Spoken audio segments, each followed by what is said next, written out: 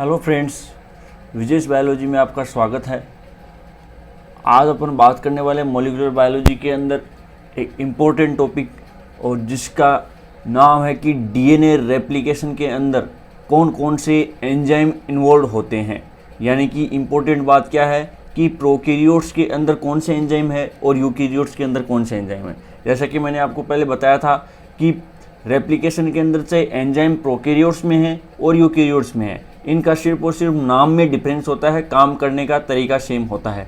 तो आज अपन बात करेंगे कि comparative analysis of prokaryotes and eukaryotes, यानी कि प्रोकैरियोट्स के अंदर तो कौन कौन से एंजाइम काम कर रहे हैं और यूकैरियोट्स के अंदर कौन कौन से एंजाइम काम कर रहे हैं। इन सब चीज़ों के बारे में हम आज बात करने वाले हैं।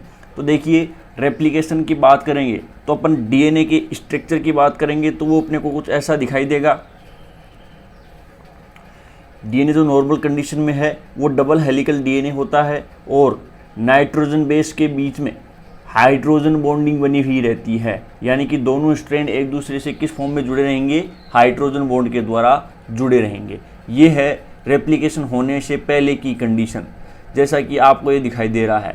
लेकिन जब रेप्लिकेशन स्टार्ट होगा तो डीएनए ऐसा खुली हुई स्ट्रक्चर के अंदर कन्वर्ट हो जाता है। जहाँ से रेप्लिकेशन स्टार्ट होगा वहाँ से डीएनए के अंदर हाइड्रोजन बॉन्ड ब्रेक हो जाते हैं और ये खुली हुई स्ट्रक्चर बन जाती है, जिसको अपन बोलते हैं रेप्लिकेशन फोर्क। रेप्लिकेशन फोर्क का क्या मतलब हो गया कि वह साइड जहाँ से रेप्लिकेशन स्टार्ट होना है उसे अपन क्या कह देंगे, रेप्लिकेशन फोर्क। तो देखते हैं कि रेप्लिकेशन फोर्क कैसे बनी है और इसके अंदर कौन कौन से एंजाइम्स इन्वॉल्व होते हैं। इसके अलावा प्रोकैरियोट्स के अंदर कौन से एंजाइम्स होते हैं और यूकैरियोट्स के अंदर कौन से एंजाइम होते हैं। तो देखिए, सबसे पहले किस एंजाइम को पता चला कि यहाँ से रेप्लिकेशन स्टार्ट होना है, तो यहाँ से एक साइट होती है जिसको अपन बोलते हैं ओरिजिन ऑफ रिकॉग्नाइजेशन कॉम्प्लेक्स, यानी ORIC या ORC साइट जिसको बोलते हैं। यानी कि वह साइट जहाँ से रेप्लिकेशन स्टार्ट होगा उसको अपन ORC साइट बोलते हैं। तो रेप्लिकेशन स्टार्ट कहाँ से होगा, यहाँ से डीएनए का रेप्लिकेशन स्टार्ट होता है इस साइड से। और किसकी कॉपी करेगा, ऊपर वाले स्ट्रैंड की कॉपी करेगा। तो जो डीएनए रेप्लिकेशन के लिए टेम्पलेट स्ट्रैंड चाहिए होता है वो 3 प्राइम टू 5 प्राइम चाहिए होता है। यानी कि डीएनए का रेप्लिकेशन जो है वो 3 प्राइम टू 5 प्राइम। तो इसका मतलब डीएनए का रेप्लिकेशन इस स्ट्रैंड से स्टार्ट नहीं होगा। इस स्ट्रैंड के ऊपर स्टार्ट कहाँ से होगा, पीछे की तरफ से। यहाँ से रेप्लिकेशन का स्टार्ट कहाँ से होगा, पीछे की तरफ। और यहाँ से रेप्लिकेशन स्टार्ट इस साइड से होगा, क्योंकि रेप्लिकेशन की जो डायरेक्शन होती है वो 5 प्राइम टू 3 प्राइम होती है। 5 प्राइम टू 3 प्राइम होती है, तो इसका मतलब उसको टेम्पलेट कैसा चाहिए, 3 प्राइम टू 5 प्राइम उसको टेम्पलेट चाहिए। और वह इस स्ट्रैंड की कॉपी करता हुआ चलेगा। यानी कि जो न्यूक्लियोटाइड उसके ऊपर यहाँ है वह उसके अपोजिट, यानी कि जैसे अपन बोलते हैं एडेनिन से थाइमिन जुड़ता है, ग्वानिन से साइटोसिन जुड़ता है। इसका मतलब इस स्ट्रैंड पर एडेनिन है तो यहाँ सामने क्या जुड़ेगा, थाइमिन जुड़ेगा। इस स्ट्रैंड पर अगर ग्वानिन है तो सामने क्या जुड़ेगा, साइटोसिन जुड़ेगा। इस प्रकार से डीएनए का रेप्लिकेशन जो है वो कंटिन्यू होता है।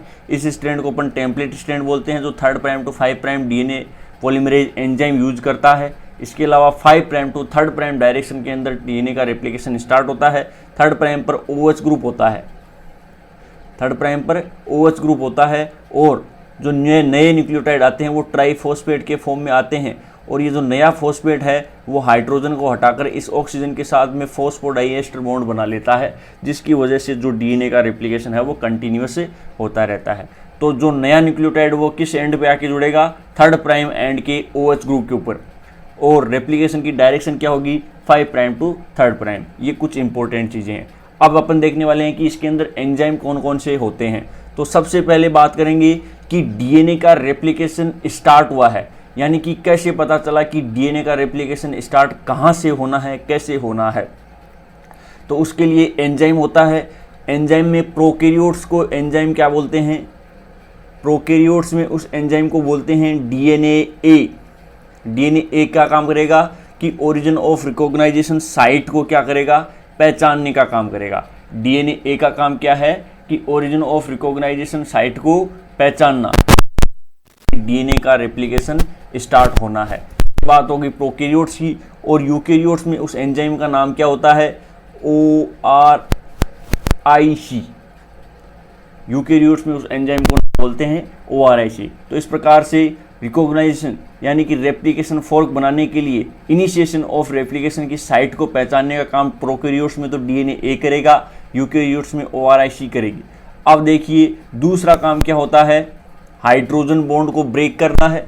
जैसे कि आपको यहाँ पे दिख रहा है हाइड्रोजन बॉन्ड है और इन हाइड्रोजन बॉन्ड को ब्रेक करना है, यानी कि रेप्लिकेशन फोर्क को बनाना है। और रेप्लिकेशन फोर्क को बनाने का काम, हाइड्रोजन बॉन्ड को तोड़ने का काम कौन करेगा, हेलिकेज एंजाइम।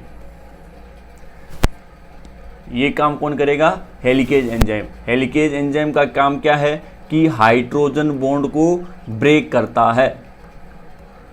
हाइड्रोजन बॉन्ड को ब्रेक करने का काम किसका है, हेलिकेज एंजाइम का काम होता है। और हेलिकेज एंजाइम जो प्रोकैरियोट्स में होता है उसको अपन बोलते हैं DNAB।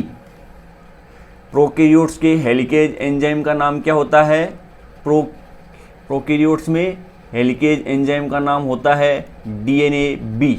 और यूकेरियोट्स में हेलिकेज एंजाइम का नाम होता है mini chromosomal maintenance protein.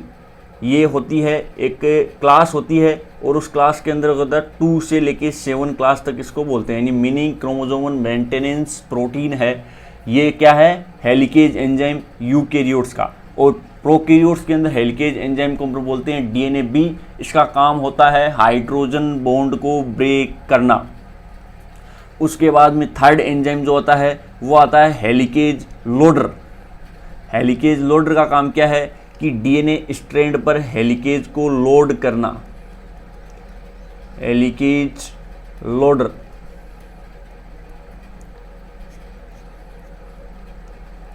Helicase loader का काम क्या है कि DNA स्ट्रैंड पर हेलिकेज को लोड करना। और DNA स्ट्रैंड पर हेलिकेज को लोड करने का काम प्रोकैरियोट्स के अंदर तो करेगा DNAC। प्रोकैरियोट्स में कौन करेगा, DNAC। और यूकेरियोट्स में CDC6 एंड CDT1। जब अपन सेल साइकिल पढ़ते हैं तो ये जो दोनों फैक्टर हैं CDC6 एंड CDT1 ये बहुत ही इंपॉर्टेंट फैक्टर होते हैं, क्योंकि इन फैक्टर्स को अपन बोलते हैं लाइसेंसिंग फैक्टर। लाइसेंसिंग फैक्टर, इनको लाइसेंसिंग फैक्टर क्यों बोलते हैं, क्योंकि सेल साइकिल का इनिशिएशन तभी होता है जब CDC6 एंड CDT1 काम करना स्टार्ट करते हैं। और CDC6 और CDT1 काम करना स्टार्ट कर देंगे यानी कि हेलिकेज लोडर एक्टिवेट हो गया। और हेलिकेज लोडर एक्टिवेट हो गया इसका मतलब हेलिकेज एंजाइम एक्टिवेट हो गया। और हेलिकेज एंजाइम एक्टिवेट हो गया यानी कि हाइड्रोजन बॉन्ड का टूटना स्टार्ट हो गया। और हाइड्रोजन बॉन्ड का टूटना स्टार्ट हो गया यानी कि DNA जो है वो डबल स्ट्रैंड से सिंगल स्ट्रैंड में कन्वर्ट होना शुरू हो गया। और जब DNA डबल स्ट्रैंड से सिंगल स्ट्रैंड में कन्वर्ट होना शुरू हो जाएगा तो DNA का रेप्लिकेशन जो है वो इनिशिएशन हो जाएगा। तो जब सेल साइकिल की S फेज के अंदर हम एंट्री करते हैं तो लाइसेंसिंग फैक्टर को लोड किया जाता है। और लाइसेंसिंग फैक्टर जब एक्टिव हो जाते हैं तो वो DNA का रेप्लिकेशन स्टार्ट कर देते हैं, यानी सेल साइकिल को कंट्रोल किया जाता है। और सेल साइकिल को कंट्रोल करने के लिए CDC6 और CDT1 को कंट्रोल कर लिया जाता है। और जब CDC6 और CDT1 को कंट्रोल कर लिया जाएगा तो पूरी की पूरी DNA रेप्लिकेशन कंट्रोल हो जाएगा, क्योंकि इसको हमने कंट्रोल कर लिया। इसका मतलब हाइड्रोजन बॉन्ड टूटेंगे नहीं, और हाइड्रोजन बॉन्ड टूटेंगे नहीं तो DNA का रेप्लिकेशन है वो इनके बिना स्टार्ट ही नहीं हो पाएगा। तो इसका मतलब क्या हो गया कि CDC6 और CDT1 है वो लाइसेंसिंग फैक्टर है। और ये बहुत ही इंपॉर्टेंट होते हैं सेल साइकिल के पॉइंट ऑफ व्यू से। जब आप G1 फेज से S फेज में एंट्री करते हो तब आपको इसका बहुत ही इंपॉर्टेंट रोल दिखाई देता है। कभी सेल साइकिल के बारे में स्टडी करेंगे तो बताएंगे डिटेल के बारे में कि इनका क्या क्या रोल हो सकता है। तो ये बात थी अपनी हेलिकेज एंजाइम और हेलिकेज लोडर की। अब देखिए DNA के अंदर होता है हाइड्रोजन बॉन्ड। और हाइड्रोजन बॉन्ड की प्रॉपर्टी क्या होती है कि दो विद्युत त्रिणी या इलेक्ट्रोनेगेटिव एटम के बीच में अगर हाइड्रोजन आयन आ रहा है तो वो हाइड्रोजन बॉन्ड बना लेगा। यानी कि हमने इस हाइड्रोजन बॉन्ड को तोड़ा है, इन दोनों स्ट्रैंड को अलग किया है। और इन दोनों स्ट्रैंड को अलग किया है तो इसका मतलब क्या हो गया कि इलेक्ट्रोनेगेटिविटी तो यहाँ पर फिर भी हो सकती है, क्योंकि यहाँ पर फॉस्फेट भी होते हैं, हो सकता है कि ऑक्सीजन भी प्रेजेंट होता है। तो इसका मतलब क्या हो गया कि हाइड्रोजन बॉन्ड को तोड़ा है और डबल स्ट्रैंड DNA से सिंगल स्ट्रैंड DNA में कन्वर्ट हुआ है, लेकिन इसकी चांस है कि फिर से ये हाइड्रोजन बॉन्ड बना सकता है। इसलिए यहाँ पर हाइड्रोजन बॉन्ड ना बने इसके लिए अपन एक समाधान करते हैं, और उस समाधान का नाम होता है SSB protein, single strand binding protein. उस प्रोटीन को अपन क्या नाम बोल देंगे? Single strand binding protein.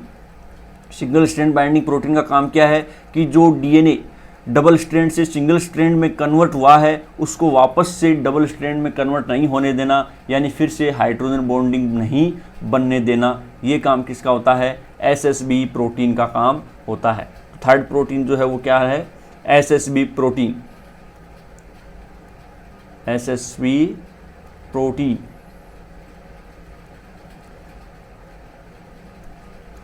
SSB protein का काम। तो SSB प्रोटीन जो है वो प्रोकैरियोट्स के अंदर, तो इसको अपन क्या बोल देंगे? SSB प्रोटीन ही बोलते हैं, लेकिन यूकैरियोट्स के अंदर इसका नाम होता है रेप्लिकेशन प्रोटीन A।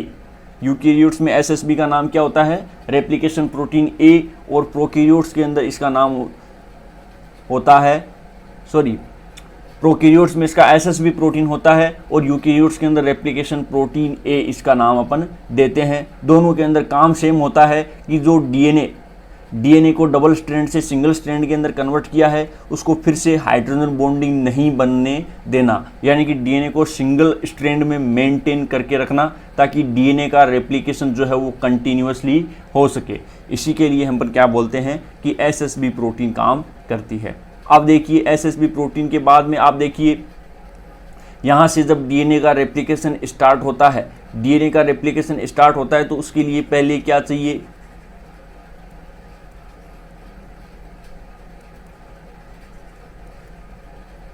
यहाँ से डीएनए का रेप्लिकेशन स्टार्ट होगा और डीएनए का रेप्लिकेशन स्टार्ट होगा तो यहाँ से मान लो डीएनए का रेप्लिकेशन स्टार्ट हो रहा है और ये 5 प्राइम टू 3 प्राइम में इधर जा रहा है क्योंकि 3 prime to 5 prime template strand है। तो डीएनए का रेप्लिकेशन स्टार्ट होने से पहले डीएनए के कुछ स्ट्रैंड नहीं जुड़ के एक आरएनए का छोटा सा टुकड़ा जुड़ता है। अब आरएनए का छोटा सा टुकड़ा क्यों जुड़ता है, अपन डीएनए पॉलीमरेज के बारे में डिटेल में बात करेंगे, तब अपन बताएंगे कि आरएनए का ही टुकड़ा क्यों जुड़ेगा, यहाँ पे डीएनए का टुकड़ा क्यों नहीं जुड़ता है।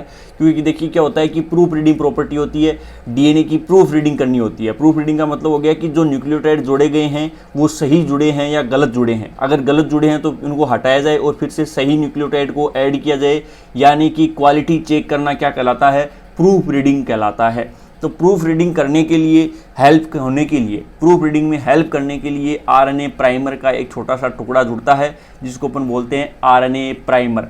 और इस आरएनए प्राइमर को बनाने का काम कौन करेगा? Primase enzyme. तो इसका मतलब नेक्स्ट एंजाइम कौन सा हो गया? Primase enzyme.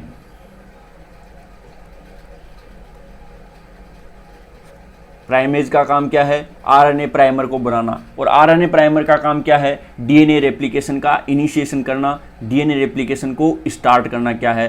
प्राइमेज का काम है। तो प्रोकैरियोट्स के अंदर अगर आप बात करो प्रोकैरियोट्स के अंदर तो प्राइमेज का काम करता है डीएनए पॉलीमरेज जी।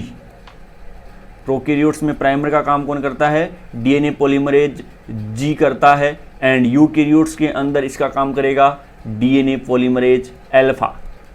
यूकैरियोट्स के अंदर इसका काम कौन करेगा? DNA polymerase alpha. इधर तो अपन बात कर रहे हैं प्रोकैरियोट्स के बारे में, जितने भी एंजाइम की बात कर रहे हैं, और इधर अपन बात कर रहे हैं इस साइड में यूकैरियोट्स की।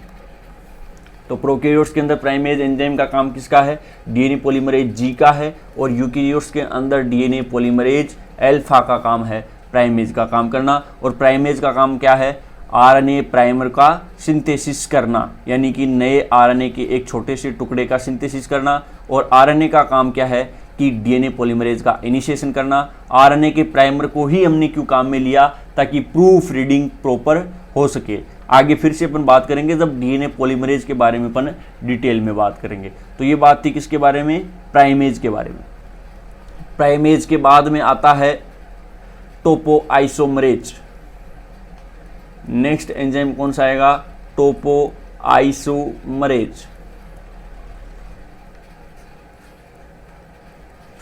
अब देखिए टोपोआइसोमरेज का काम क्या है।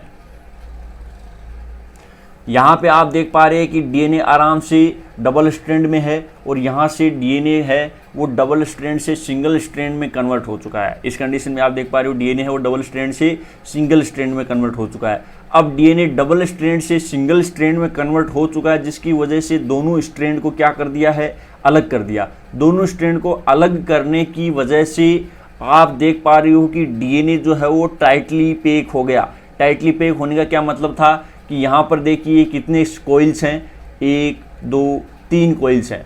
यहाँ पर डीएनए की कितनी कॉइल्स हैं, तीन कॉइल्स हैं, जो कि मोटी मोटी आपको दिखाई दे रही हैं। यहाँ पर 1 2 3 4, यहाँ पर 4 कॉइल्स बन गई, यानी कि उतनी ही लंबाई का डीएनए है, उतनी ही लंबाई का डीएनए है, लेकिन कॉइल्स की संख्या बढ़ गई। लेकिन क्या हो गई, कॉइल्स की संख्या बढ़ गई, यानी कि कुंडलनों की संख्या हो गई, वो बढ़ गई है। तो इसका मतलब क्या हुआ, जब आप एक रस्सी, बल लगी हुई रस्सी के दोनों सिरे पकड़ के ऐसे खींचते हो तो जो पीछे से रस्सी है वो ज़्यादा तन जाती है, उसके ज़्यादा बल लग जाता है। यही सिचुएशन डीएनए के अंदर होती है। जब डीएनए डबल स्ट्रैंड से सिंगल स्ट्रैंड के अंदर कन्वर्ट होता है तो ये पीछे से आप देख पा रहे हो ये बल लगा हुआ है। तो इसको अपन बोलते हैं सुपर कोइलिंग। इसको अपन क्या बोलते हैं, सुपर कोइलिंग। सुपर कोइलिंग का मतलब क्या हो गया कि डीएनए जो है वो और ज़्यादा पैक हो गया, और ज़्यादा टाइट हो गया, और ज़्यादा टाइट होने का क्या मतलब हो गया कि इस कोइलिंग की संख्या बढ़ गई। अब यहाँ पर पतली पतली कोइलिंग मिल रही है, यानी ज़्यादा कोइलिंग हो गई, इसको अपन बोलते हैं सुपर कोइलिंग। अब अगर ज़्यादा टाइटली अगर डीएनए पैक हो रहा है तो उसको अपन बोलते हैं पॉजिटिव सुपर कोइलिंग।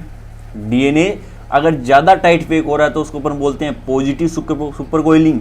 और डीएनए की कोइलिंग की संख्या अगर कम होती है तो उसको अपन बोलते हैं नेगेटिव सुपर कोइलिंग। डीएनए ज़्यादा पैक हो रहा है इसका मतलब पॉजिटिव सुपर कोइलिंग, और डीएनए कम पैक हो रहा है इसका मतलब नेगेटिव सुपर कोइलिंग। जैसे कि मान लो ये 5 कोइलिंग है या 4 हैं, 4 कोइलिंग है, इन 4 कोइलिंग से फिर से 3 कोइलिंग बन रही है, इसका मतलब डीएनए है वो लूज हुआ है, इसको बोलते हैं नेगेटिव सुपर कोइलिंग। और इन 3 कोइलिंग से 4 कोइलिंग बन गई, इसका मतलब डीएनए ज़्यादा पैक हुआ है, और इसको अपन बोलते हैं पॉजिटिव सुपर कोइलिंग। तो जब डीएनए का रेप्लिकेशन होता है, तो डीएनए जो है वो ऑटोमेटिक ही पॉजिटिव सुपर कोइलिंग का सामना करता है। पॉजिटिव सुपर कोइलिंग का सामना क्यों करता है, क्योंकि पीछे से यहाँ से क्या हो गया, डीएनए के बॉन्ड है वो ब्रेक होना स्टार्ट हो गए, हाइड्रोजन बॉन्ड ब्रेक होना स्टार्ट हो गए, और डीएनए जो है वो स्ट्रैंड अलग हो गए। स्ट्रैंड अलग होने की वजह से ज़्यादा लंबे स्ट्रैंड हो गए, और ज़्यादा लंबे स्ट्रैंड होने की वजह से पीछे से जो है वो डीएनए और भी ज़्यादा टाइट पैक हो जाता है। और भी ज़्यादा टाइट पैक हो गया तो यहाँ पर पीछे आपको हाइड्रोजन बॉन्ड को ब्रेक करने में दिक्कत आएगी, यानी डीएनए का रेप्लिकेशन है वो प्रॉपर नहीं हो पाएगा।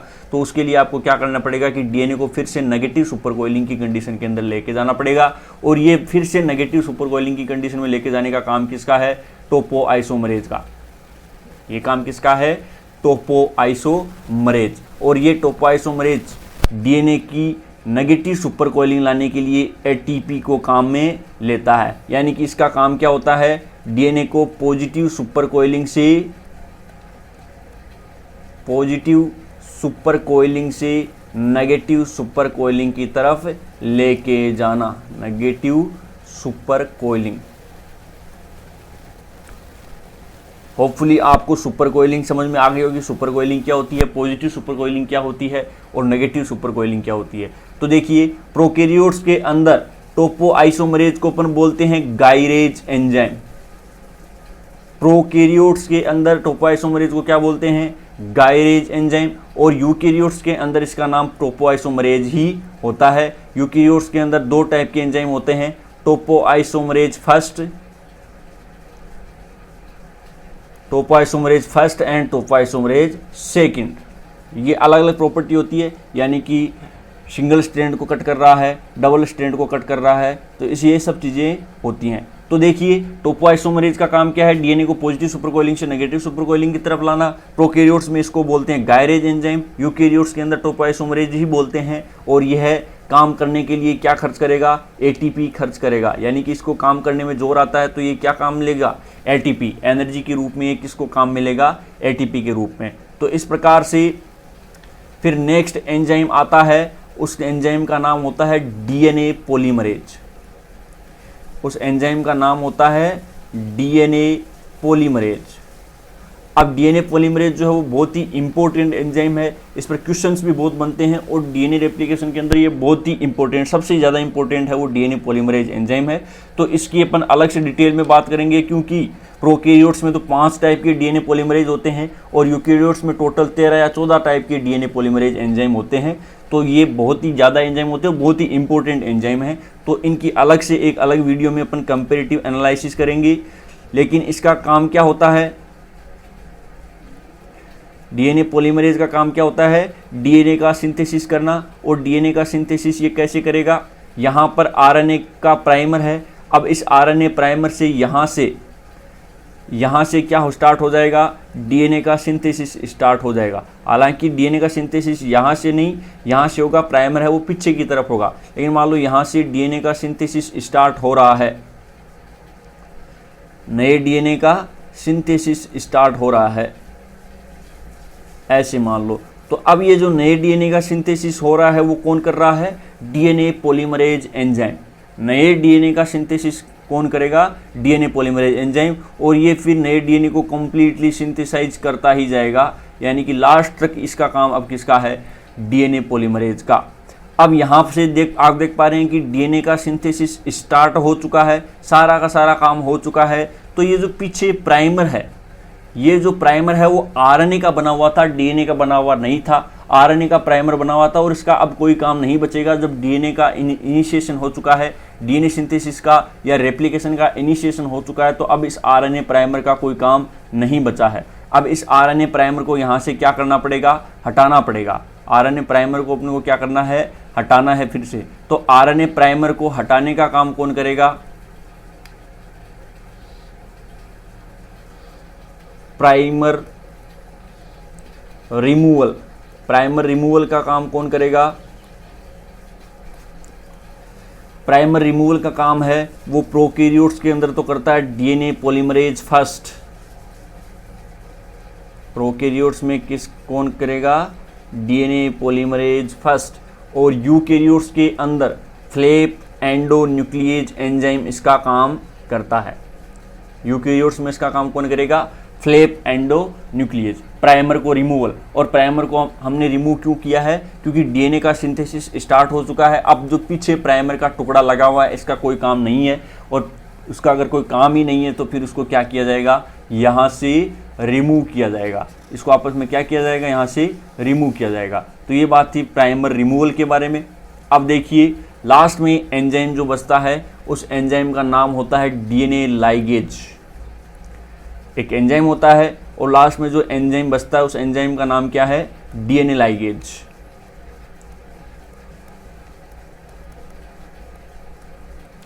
ये हो गया डीएनए लाइगेज। तो देखिए डीएनए का सिंथेसिस हो रहा है और डीएनए का सिंथेसिस कंटिन्यू हो रहा है, कोई दिक्कत वाली बात नहीं है। लेकिन मैंने डीएनए के आपको 2 स्ट्रैंड बताए थे, एक तो होता है लैगिंग स्ट्रैंड, एक होता है लीडिंग स्ट्रैंड। लैगिंग स्ट्रैंड जो था वो डिसकंटिन्यूअसली सिंथेसाइज हो रहा था, लैगिंग स्ट्रैंड जो है वो डिसकंटिन्यूअसली सिंथेसाइज हो रहा था। इसके अलावा न्यूक्लियोटाइड, नए नए न्यूक्लियोटाइड जो हैं वो जुड़ते जा रहे हैं कंटिन्यूअसली।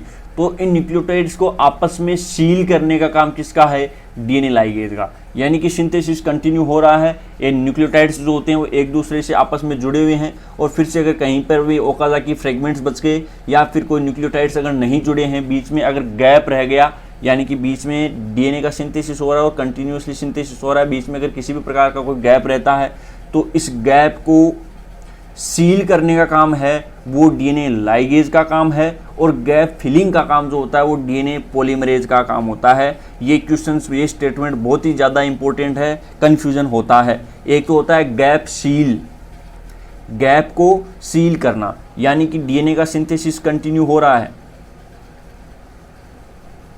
डीएनए का सिंथेसिस क्या हो रहा है, कंटिन्यू हो रहा है। जैसे कि मान लो ये डीएनए है और इस डीएनए का सिंथेसिस कंटिन्यू हो रहा है, लेकिन यहाँ पर इतने से चीज़ में बीच में क्या बन गया है, गैप बन गया। यहाँ पर किसी भी वजह से गैप बन जाता है, और गैप क्यों बन सकता है, ओकाज़ाकी फ्रेगमेंट्स क्यों आ सकते हैं, उसके बारे में भी अपन बात करेंगे। तो यहाँ पर क्या आ चुका है, गैप आ चुका है, यहाँ पर बन चुका है गैप, और ये गैप क्यों बना है इसके बारे में अपन बात करेंगे। तो गैप, एक तो होता है गैप फिलिंग और एक होता है सील, गैप को क्या करना, सील करना। गैप फिलिंग का काम तो होता है डीएनए पॉलीमरेज का, ध्यान रखना गैप फिलिंग का काम होता है डीएनए पॉलीमरेज का, और गैप को सील करना यानी उसको पैक करना, टाइट करना, ये काम किसका होता है, डीएनए लाइगेज का। तो इन चीज़ों के बारे में अपने को डिटेल से देखना है। तो ये था डीएनए लाइगेज का काम। हमने इंपॉर्टेंट एंजाइम के बारे में बात करें कि कौन सा एंजाइम कहाँ काम करता है और सबसे पहले कौन सा एंजाइम काम करता है। जो मैंने आपको सीक्वेंस बताई है वह सीक्वेंस है। एक्चुअल में सीक्वेंस है मेरा क्या मतलब होता है कि जैसे सबसे पहले origin of recognition complex DNA को रिकॉग्नाइज करेगा, उसके बाद में हेलिकेज एंजाइम आएगा जो डबल स्ट्रैंड डीएनए को सिंगल स्ट्रैंड में कन्वर्ट करेगा, उसके बाद में एसएसबी प्रोटीन आएगी जो कि सिंगल स्ट्रैंड में मेंटेन करने का काम करेगी। एसएसबी प्रोटीन के बाद में क्या आएगा, प्राइमेज एंजाइम आएगा जो आरएनए प्राइमर को बनाने का काम करेगा। उसके बाद में डीएनए पॉलीमरेज आएगा जो डीएनए पॉलीमरेज या डीएनए सिंथेसिस का इनिशिएशन करेगा। डीएनए सिंथेसिस का इनिशिएशन करने की वजह से जो पॉजिटिव सुपर कोइलिंग आई है उसको नेगेटिव सुपर कोइलिंग में बदलने के लिए क्या काम करेगा, टोपोआइसोमरेज काम करेगा। टोपोआइसोमरेज काम करने के बाद में अगर किसी भी प्रकार से या आरएनए प्राइमर जो बना हुआ था उसको रिमूव करना है तो डीएनए पॉलीमरेज फर्स्ट प्रोकैरियोट्स में काम करेगा, फ्लेप एंडोन्यूक्लियेज एंजाइम यूकैरियोट्स में काम करेगा। उसके बाद में अगर किसी भी प्रकार का कोई गैप रहा है तो उस गैप फिलिंग का काम तो फिर से डीएनए पॉलीमरेज कर देगा और उसको सील करने का काम जो है वो डीएनए लाइगेज कर देगा। तो इसका मतलब क्या होता है कि डीएनए लाइगेज भी ध्यान रखना ये भी एटीपी को काम में लेता है एनर्जी के रूप में। एनर्जी के रूप में डीएनए लाइगेज भी एटीपी को काम में लेता है। तो इस प्रकार से हमने सीक्वेंस वाइज एंजाइम्स की बात की, जिस सीक्वेंस में पढ़ाया है वही सीक्वेंस में ये काम करते हैं। डीएनए पॉलीमरेज है वो बहुत ही ज़्यादा इंपॉर्टेंट है, उसकी अपन अलग से डिटेल में बात करेंगे क्योंकि डीएनए पॉलीमरेज का इस वीडियो में बात करना पॉसिबल नहीं था क्योंकि 5 टाइप के तो डीएनए पॉलीमरेज एंजाइम प्रोकैरियोट्स में होते हैं और लगभग 13-14 टाइप के डीएनए पॉलीमरेज हैं वो यूकैरियोट्स में होते हैं। तो उसकी बात अलग से करेंगे, इंपॉर्टेंट भी हैं और भी बहुत सारी जानकारियाँ डीएनए पॉलीमरेज के बारे में अपने को मिलेंगी। तो थैंक यू सो मच, मिलते हैं अपन नेक्स्ट क्लास में डीएनए पॉलीमरेज एंजाइम के साथ में। तब तक के लिए आप स्टडी करते